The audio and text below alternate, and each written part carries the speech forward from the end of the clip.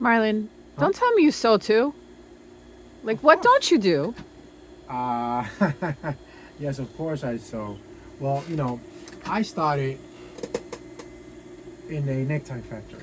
Okay.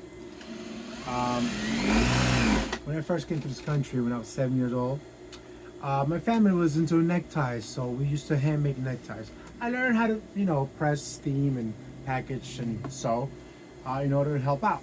So, when necessary, I check out the machines, and if the crew has issues with them, I try to see if I can fix them. If I can't, we have a good friend of ours that takes care of it all.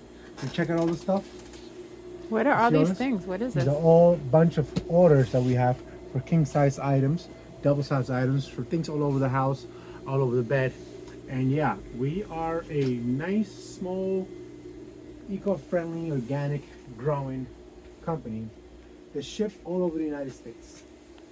We make mattresses, pillows, and bedding. We make custom items. We'll even do cool things like this. Did you see that? Check it out. What is that? You need an extra cushion.